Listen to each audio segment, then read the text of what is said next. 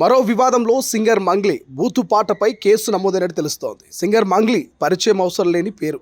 ఈమె సింగర్గా ఇండస్ట్రీలో ఎంతోమంది అభిమానుల్ని, పేరు ప్రఖ్యాతల్ని సొంతం చేసుకుంది. అయితే జానపద పాటలను పాడుతూ యూట్యూబ్ వీడియోలు చేస్తూ ఎంతో మంచి గుర్తింపు పొందిన మంగ్లీ అనంతరం ప్లేబ్యాక్ సింగర్గా సినిమాలు అవకాశాలను అందుకుంది. అయితే కెరియర్ మొదట్లో తెలుగు సినిమాలో మాత్రమే పాటలు పాడుతున్న ఈమె ప్రస్తుతం తమిళం, కన్నడ, హిందీ భాషల్లో కూడా పాటలు పాడుతూ ఎంతో బిజీగా ఉన్నారు. అయితే తాజాగా సింగర్ మంగ్లీ పాడిన ఓ పాట వివాదంలో చిక్కుకుంది. కన్నడ నటుడు ధృవ సర్జర్ హీరోగా ప్రేమ్ దర్శకత్వంలో తెరకెక్కుతున్న పాన్ ఇండియా చిత్రం కేడి ది డెవిల్. ఈ సినిమాలో సర్కే చునెరే థియరీ సర్కే అంటూ సాగిపోయే ఈ స్పెషల్ సాంగ్ ప్రస్తుతం వివాదంలో చిక్కుకుంది. ఈ పాట మొత్తం అశ్లీలంగా ఉందంటూ పెద్ద ఎత్తున నెటిజన్లు విమర్శలు కురిపిస్తున్నారు. అయితే అశ్లీలతో కూడిన ఈ పాట ద్వారా సమాజానికి ఏం తెలియజేయాలనుకుంటున్నారంటూ ఈ పాటపై వ్యతిరేకత వచ్చింది.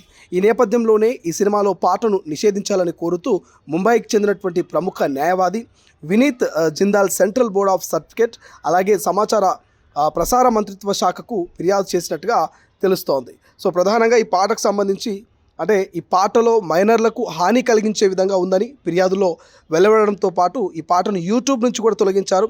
ఇక ఈ పాట కోసం పనిచేసినటువంటి సంగీత దర్శకులు, గాయని, అదేవిధంగా ఏదైతే గాయకులపై కూడా ఫిర్యాదులు వెళ్ళినట్టు తెలుస్తోంది.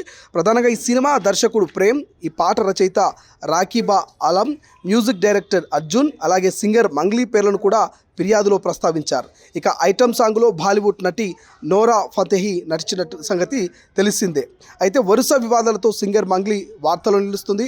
ప్రస్తుతం సోషల్ మీడియాలో ట్రెండింగ్లో ఉన్న ఈ పాట పట్ల వ్యతిరేకత రావడంతో ఈ పాటను యూట్యూబ్ నుంచి తొలగించారు. ఈ నేపథ్యంలోనే ఈ పాట పాడిన సింగర్ మంగ్లీపై కూడా ఫిర్యాదులు రావడంతో ఈమె మరో వివాదంలో చిక్కున్నారని తెలుస్తోంది. అయితే ఈ విషయంపై సింగర్ మంగ్లీ ఇప్పటివరకు ఎక్కడా స్పందించలేదు. మరి తన స్పందన ఎలా ఉంటుందనేది తెలియాల్సి ఉంది. ఇక ఇటీవల మంగ్లీ తరచూ వార్తల్లో నిలుస్తున్న సంగతి తెలిసిందే.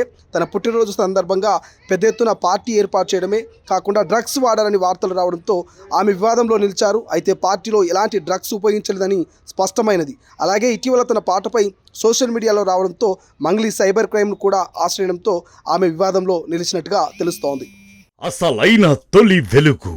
ఫాలో వాట్సాప్ @తొలి వెలుగు అఫీషియల్.